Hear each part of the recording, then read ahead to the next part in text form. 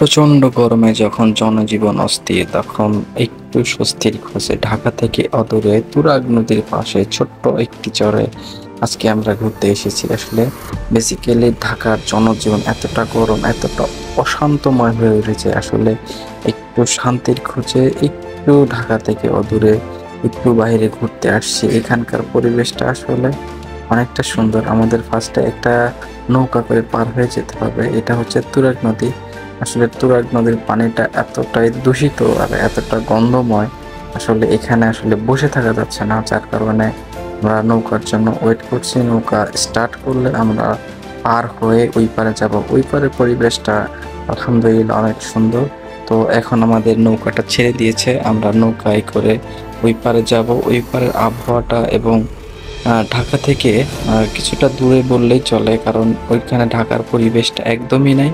ওইখানে পুরাটাই ঢাকার বাইরে। তো এখানে আমাদের নৌকাতে অনেকগুলো লোক উঠে পড়ছে, প্রায় একসাথে ৩০-৪০ জন। তো আজকে যেহেতু শুক্রবার, সেক্ষেত্রে এখানে প্রচুর মানুষের ভিড় হয়।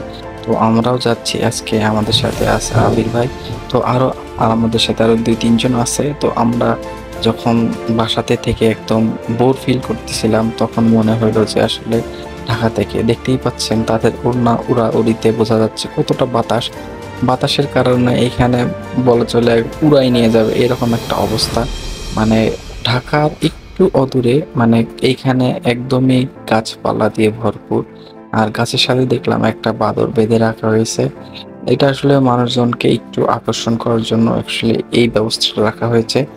এখানে বিভিন্ন ধরনের গ্রিন সিটি তৈরি হচ্ছে। আসলে কিছুদিন পরে এইখানে একদমই জায়গা থাকবে না, দেখতে পাচ্ছেন প্রচন্ড পরিমাণে ল্যান্ড ওনাররা এখানে জায়গা কিনে ফেলছে। কিছুদিনের মধ্যেই দেখবেন যে এই সুন্দর পরিবেশটা আসলে সুন্দর থাকবে না। এখানে দেখেন আমরা কত দূরে চলে আসছি।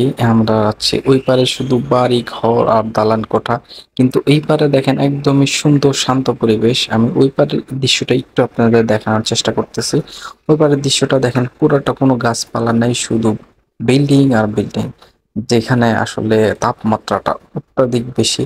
আর এই পারের তাপমাত্রাটা অনেকটা সহনশীল, আমরা সহ্য করতে পারতেছি। আসলে গাছের নড়াচড়া দেখে আপনারা বুঝতে পারতেছেন এইখানকার। তবে হ্যাঁ, এই শান্ত পরিবেশটা আর কিছুদিনের মধ্যেই ওই পারের মতো অশান্ত হয়ে উঠবে, কারণ এই পারে যে পরিমাণ মানুষ জমি কিনেছে বা জমির জন্য খোঁজ করতেছে।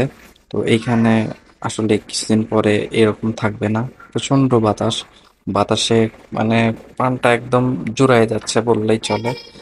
কিছুটা বাতাসের নমুনা আমি আপনাদের দেখানোর চেষ্টা করেছি। দেখেন গাছগুলো কত সুন্দর নড়াচড়া করতেছে, একদম এখানে বসে থাকতেছে কতটা ভালো লাগতেছে এই গরমের মধ্যে। আসলে এত সুন্দর পরিবেশ, এত সুন্দর একটা জায়গা, আসলে বসে থাকার মতো একটা অন্যরকম ভিউ। নিজেকে মনে হচ্ছে উড়ে যাচ্ছি, মানে আমি যেন উড়ে যেতে পারলে একটা এরকম একটা ফিল হচ্ছে, মনে হচ্ছে উঠতে পারবো। আসলে উঠতে পারলে খুব ভালো লাগতো।